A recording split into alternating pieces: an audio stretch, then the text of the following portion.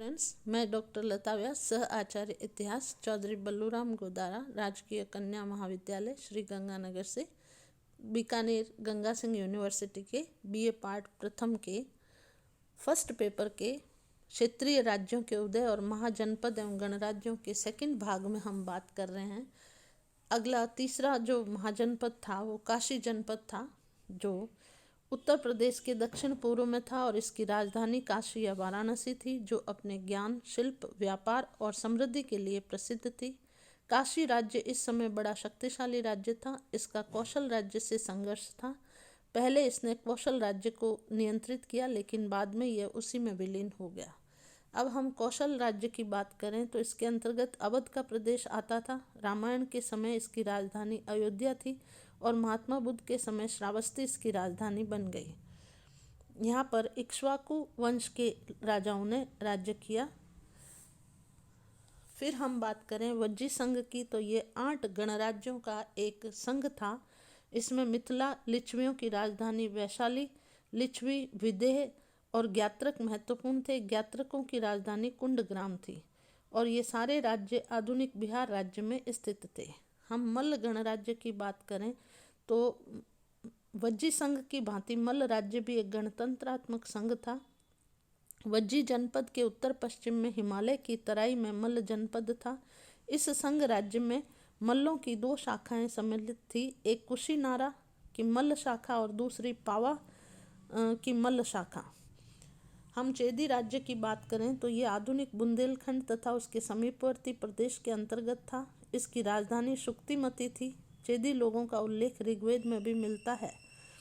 वत्स महाजनपद की बात करें तो गंगा नदी के दक्षिण की ओर का वह प्रदेश जो यमुना नदी के तट पर स्थित था, वत्स राज्य के अंतर्गत आता था। इसकी राजधानी कौशाम्बी थी और उदयन यहाँ का एक महत्वपूर्ण राजा हुआ था। 9वें गणराज्य 9वें महाजनपद की बात करें तो कुरु राज्य के अंतर्गत वर्तमान दिल्ली तथा मेरठ के आसपास का क्षेत्र था। इसकी राजधानी इंद्रप्रस्थ थी और हस्तिनापुर इस राज्य का एक अन्य प्रसिद्ध नगर था। महाभारत काल का हस्तिनापुर संभवतः यही था। बुद्ध के समय तक कुरु राज्य का प्राचीन गौरव अस्त हो चुका था, परंतु यह अपने आचार और शील के लिए प्रसिद्ध था। फिर हम पंचाल जनपद की बात करें तो पंचाल जनपद के अंतर्गत वर्तमान रोहिलखंड तथा इसके समीपवर्ती फर्रुखाबाद, बदायूं और बरेली जिले के समीपवर्ती क्षेत्र सम्मिलित थे। पंचाल देश 2 भागों में विभक्त था। उत्तरी पंचाल जिसकी राजधानी अहिछत्र थी और दक्षिणी पंचाल जिसकी राजधानी काम्पिल्य थी। हम मत्स्य महाजनपद की बात करें तो मत्स्य देश का विस्तार राजस्थान के जयपुर, अलवर, भरतपुर क्षेत्रों में था। इसकी राजधानी विराटनगर या आधुनिक बैराट थी।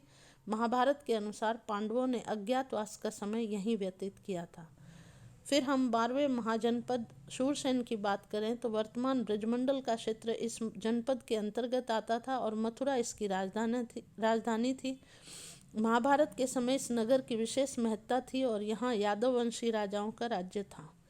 यहाँ पर पहले यदुवंशी अंधक वृषणियों का गणराज्य था, परंतु बुद्ध के समय यहाँ राजतंत्र की स्थापना हो गई थी।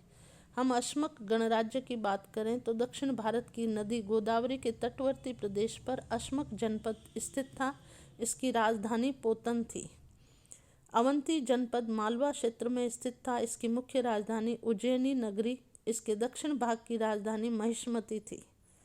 गंधार महाजनपद के अंतर्गत अफगानिस्तान का पूर्वी भाग आता था और तक्षशिला इस राज्य की राजधानी थी। हम कंबोज या अंतिम महाजनपद की बात करें तो गंधार और कंबोज एक साथ मिलते हैं और इसकी राजधानी राजपुर थी और इसकी दूसरी मुख्य नगरी द्वारिका थी।